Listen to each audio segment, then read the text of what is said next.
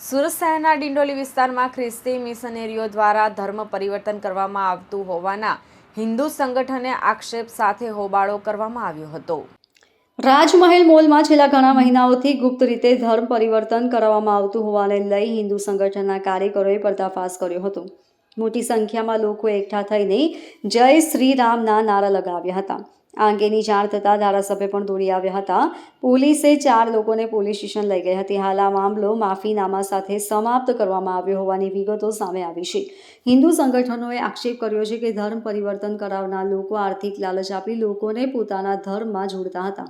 ધર્મ પરિવર્તન કરાવનારાને 20 થી 25,000 સુધી રૂપિયા આપવામાં આવતા હતા અને જે વ્યક્તિ બીજા જોડે કે તે માટે પ્રતિ વ્યક્તિ 5,000 રૂપિયાની એજન્ટ ફી આપવામાં આવતી હતી।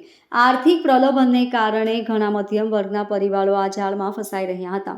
મળતી માહિતી મુજબ ખ્રિસ્તી ધર્મ સાથે જોડાયેલા કેટલાક લોકો મધ્યમ વર્ગના હિન્દુ પરિવારોને ટાર્ગેટ કરી ધર્મ પરિવર્તન માટે પ્રેરિત કરતા હતા।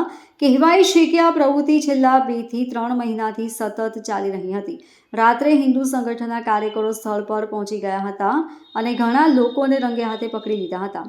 જાણ થતાં ડિંડોલી પોલીસ પણ ઘટનાસ્થળે પહોંચી ગઈ હતી અને પરિસ્થિતિ પર નિયંત્રણ મેળવવાનો પ્રયાસ કર્યો હતો। મોટી સંખ્યામાં હિન્દુ સંગઠનના લોકો રાજમહેલ મોલની બહાર એકઠા થઈ ગયા હતા અને જય શ્રી રામના નારા લગાવ્યા હતા। ધારાસભ્ય મનુ પટેલે જણાવ્યું હતું કે છેલ્લા 3 મહિનાથી આ ડિંડોલીની અંદર આ લોકોની ખોફનાક એજન્સીઓ અને ખુફિયા એજન્સીઓ આ રીતે કામ કરી રહી છે।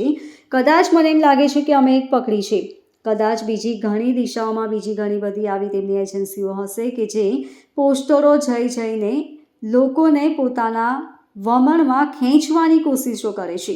પણ આ રાષ્ટ્રવિરોધી કામને ક્યારેય પણ સાંખી લેવાના નથી અને અમારું જે ગ્રુપ છે, અમારું જે યુવાધન છે, આ યુવાધનને કદાચ મને એવું લાગે છે કે આ લોકો હિન્દુ સંસ્કૃતિ છોડીને એ લોકો એમના બાઇબલ અને ખ્રિસ્તીની અંદર લઈ જાય છે।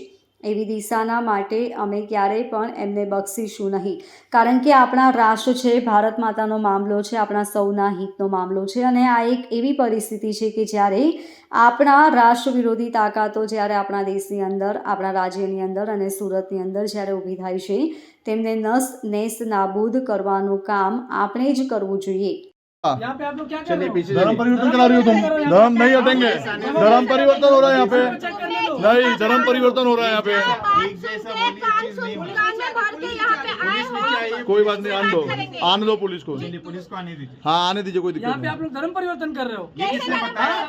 नहीं, तो हमको कैसे पता चला? हमको कैसे पता चला? हमको कैसे पता चला? हम ऐसे आ जाएंगे? ऐसे नहीं बोल रहे। हम ऐसे आ जाएंगे?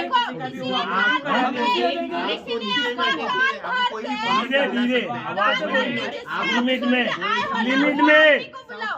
बात करो। आवाज मेरी और उससे तेज है। वो काका बोले मेरे को लिमिट में बात करो, लिमिट में बात करो। Bureau report LK star news, सूरत।